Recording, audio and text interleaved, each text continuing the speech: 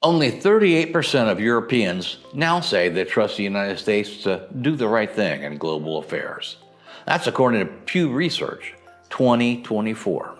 At the same time, European investment in the U.S. has dropped nearly 25% in the past 2 years. That's straight from the OECD. Meanwhile, stock markets in Germany, Spain, and the UK have all outperformed the US this year. Not because they're perfect, but because they're functioning. And that's from CNBC and Bloomberg 2025. Let's just say it out loud. Europe is no longer relying on America to do the way it used to. Not out of anger, but because America has become, let's be honest, an unreliable partner. So, what does that mean for people like you and me, people thinking about building a life abroad? It means we should be paying close attention. Hi, I'm Alan, and this is It'll Be Fun, the channel where we help you make a smart, grounded move abroad. We live in Madeira, Portugal. Over the past few years, we've traveled throughout Southern Europe, Portugal, France, Spain, Italy, and Greece. And everywhere we go, we see the same thing: momentum. Europe is thriving, not as a headline, as a lived experience. In this video, we're going to show you why Europe is moving on without America, why that's actually creating opportunity, and how you can build a life here, legally, responsibly, and with real joy. We're going to talk about visas, residency, healthcare, safety, lifestyle, and what life abroad actually feels like day to day. But before we dive in, hit that subscribe button, tap the notification bell, and drop us a comment below. Where are you thinking of moving? And what's stopping you?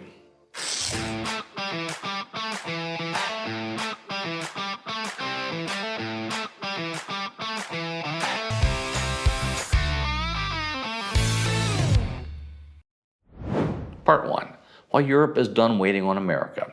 Let's be real. America is a superpower in decline. It's rich, but unstable. It's influential, but unpredictable.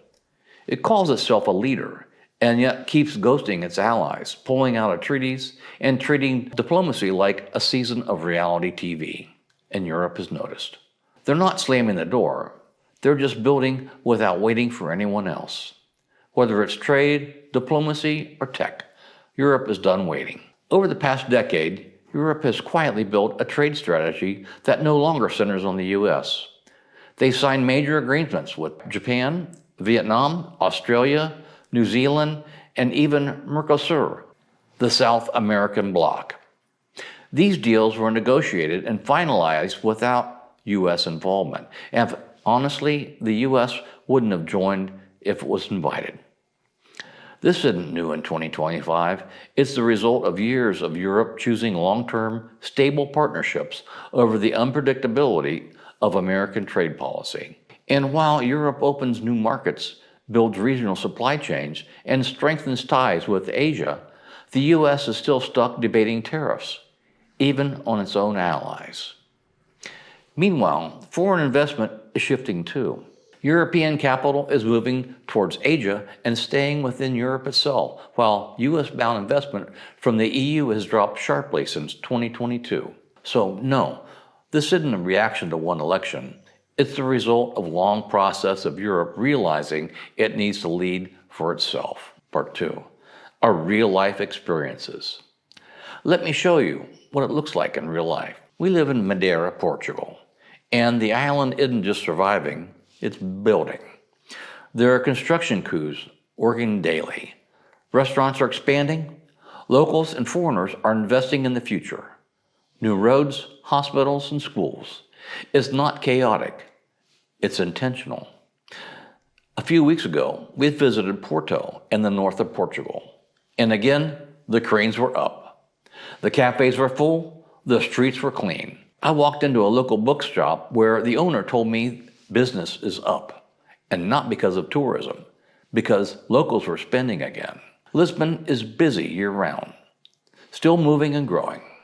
Efficient, reliable, and grounded. You take the trains, buses, and trams throughout the city. It's easy, safe, and it works. You see families out together at night. You feel safe. not just statistically, but physically, emotionally, and it's calm. We spent a month in southern France, in towns and villages where people still walk to the market. Kids play outside without fear, and people greet each other by name.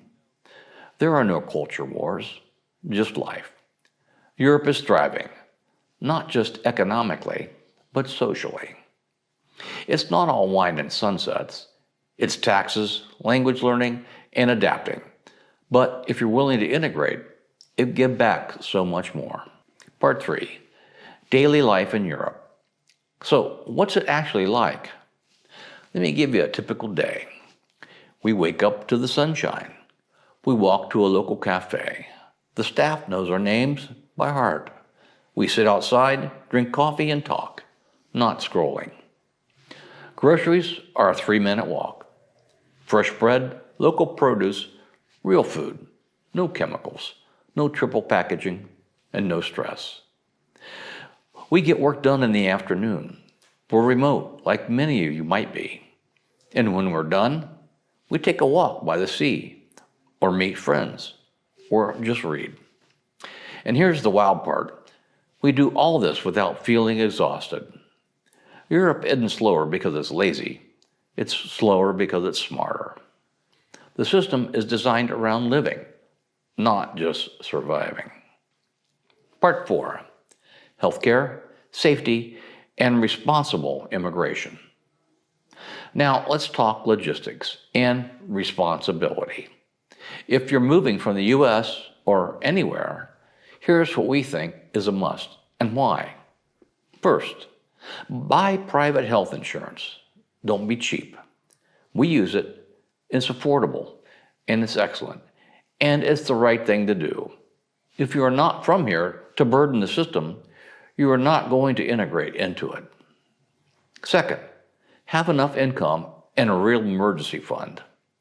Yes, Europe can be cheaper, but that's not why you move. You move for quality, and that means coming prepared with financial respect for the country and community that you're entering. Third, integrate. Do better than we did. Work hard to learn the language. Celebrate the holidays of the country that you're immigrating to and learn what they are all about. Talk to your neighbors. Participate in the local life. Don't bring your drama. Bring your curiosity. Part 5, a little about visas. So, how do you actually move here? Let's start with Portugal. As of 2025, the popular D7 visa is still an excellent option. It's for people with passive income, pensions, dividends, rental income. You need to show around 12,000 euros in savings, plus a modest monthly income of about 1,100 euros. Add 50% for a spouse and another 25% for each child. It leads to residency and potentially applying for citizenship in 5 years. If you're working remotely, you'll want the D8 visa, Portugal's digital nomad visa. It requires proof of about 3,300 euros in monthly income. It can lead to long-term residency and is built for remote workers. No matter what visa you apply for, you will need the basics like health insurance, clean background, and accommodation. And you apply before you leave your home country. Contact our immigration experts listed on the website and in the description of all our videos. In France, the long-stay visitor visa is still active in 2025. It's ideal if you're not working locally and can support yourself. You'll need around 1,500 euros per person, proof of accommodation, health insurance, and intent to return, though it can be renewed and transitioned to long-term residency. Yes, the paperwork matters, but it's all doable, and we can help. Start with our other videos, no matter where in Europe that you dream of going. If you're ready to stop doom scrolling and start planning, we've got you covered.